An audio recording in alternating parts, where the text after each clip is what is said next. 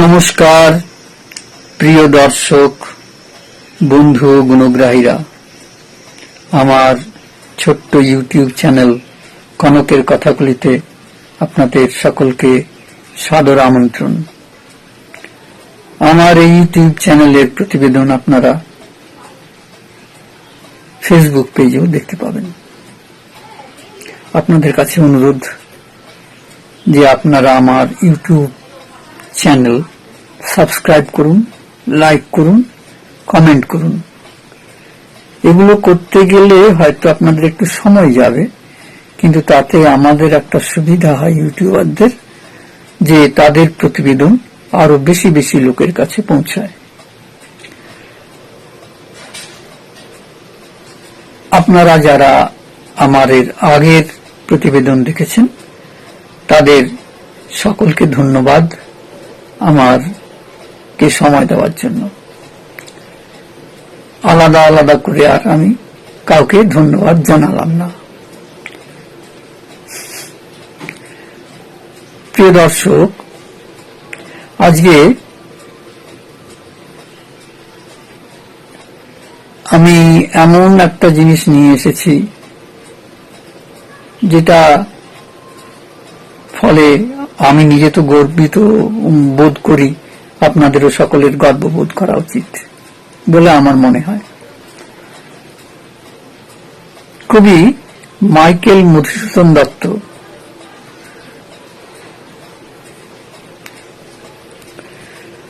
তার বঙ্গভাষার প্রতি একটি কবিতা ছিল। সেইভাবেই আমাদের ভারতীয় সংস্কৃতিতে, সাহিত্যে যে কত রত্ন লুকিয়ে আছে তার ইয়ত্তা নেই। আর কবিতার কথাগুলো একটু বদলিয়ে দিয়ে আমি বলতেই পারি, হে ভারত ভাণ্ডারে তব বিবিধ রতন, তা সবে অবোধ মোরা অবহেলা করি। সময়টা গত শতাব্দী, অর্থাৎ বিংশ শতাব্দীর 20-এর দশক বা তার মধ্যভাগ। সেই সময়ে পদার্থবিদ্যায় বিজ্ঞানীরা নানা আলোচনা করছেন। কণাবিদ্যাতে তারা নতুন নতুন তথ্য খুঁজে পাচ্ছেন। সেই সমস্ত তথ্য দেখে তারা বিস্মিত ও হতচকিত। তার কারণ তারা দেখছেন যে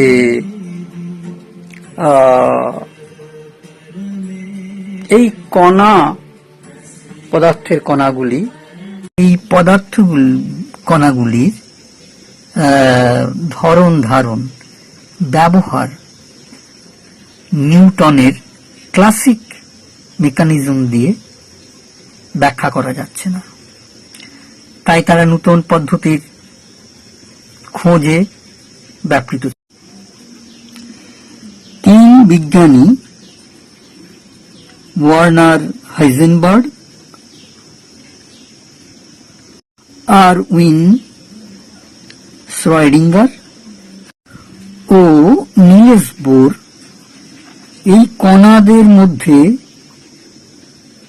তাদের ধর্ম বিশ্লেষণ করতে গিয়ে নিজেরা হতচকিত হয়ে রয়ে গেলেন। তারা নতুন নতুন তথ্যের সন্ধান করতে লাগলেন এবং তারা দেখলেন যে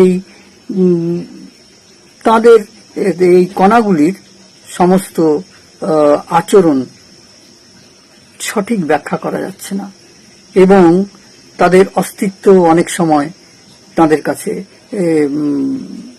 প্রকাশিত হচ্ছে না।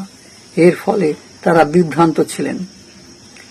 তাদের এই সমস্ত আলোচনা ও তত্ত্ব ইউরোপের পদার্থবিজ্ঞানী মহলে একদম পাত্তা পায়নি। তৎকালীন পদার্থবিজ্ঞানীরা এই 3 জনকে পাগল বলেই আখ্যাত করেছিলেন। তাদের কোনো কথা শোনা হতো না। এই তিন বন্ধু আলাদা আলাদা যদিও গবেষণা করছিলেন, কিন্তু তাদের গবেষণার মূল সূত্রটা ছিল এক, পদার্থের কণা বিদ্যা বা কণার যে অস্তিত্ব এবং তার ধর্ম, তার আচরণ, সেটা নিয়ে ব্যাখ্যা করা, সেটা নিয়ে গবেষণা করা। এই সময়ের একটি ঘটনা তাদের এই পরীক্ষা নিরীক্ষার তে অনেকখানা সাহায্য করে। হাইজেনবার্গের সঙ্গে 1929-এ বিশ্বকবি রবীন্দ্রনাথের এক সাক্ষাৎ হয়। সেই সাক্ষাৎকারে তিনি তার মনের কথা, বিজ্ঞান নিয়ে তার মনের কথা তিনি রবীন্দ্রনাথকে বলেছিলেন। রবীন্দ্রনাথ তখন তাকে উপনিষদের সন্ধান দিলেন এবং আশ্চর্যের বিষয়, হাইজেনবার্গ সেই উপনিষদে তাঁর তত্ত্বের সমর্থন পেলেন। তিনি অবাক হয়ে গেলেন যে তত্ত্ব নিয়ে তারা গবেষণা করছেন, সেই গবেষণার যে অনুভূতি তারা অনুভব করছেন তা তাদের থেকেও 5000 বছর আগে ভারতীয় মুনি ঋষিরা বলে গেছেন।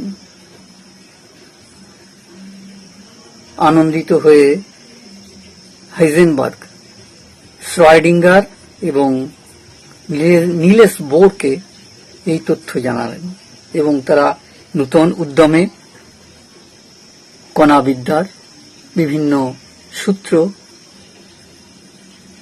স্থির করলেন। তারা দেখলেন উপনিষদে যে মায়ার কথা বলা হয়েছে তা যেন এই কণাদের চরিত্রের মধ্যে প্রতিভাত হচ্ছে। এই থেকেই সৃষ্টি হয়েছিল হাইজেনবার্গের ল অফ আনসার্টেনটি। বন্ধুরা, কোয়ান্টাম বিদ্যার জনক এই বিজ্ঞানীত্রয়ী তাদের তত্ত্বের সমর্থনে উপনিষদে যে সূত্র পেলেন তাই নিয়ে তারা এগিয়ে গেলেন এবং বিশ্ববাসীকে কোয়ান্টাম তত্ত্ব বা কোয়ান্টাম বলবিদ্যা, কোয়ান্টাম মেকানিক্স উপহার দিলেন, যা দিয়ে এখনো অণুপরমাণুর গঠন অর্থাৎ পদার্থের মৌলিক কণাগুলির চরিত্র বিশ্লেষণ করা হয়। আগেই বলেছি, ল অফ আনসার্টেনটি।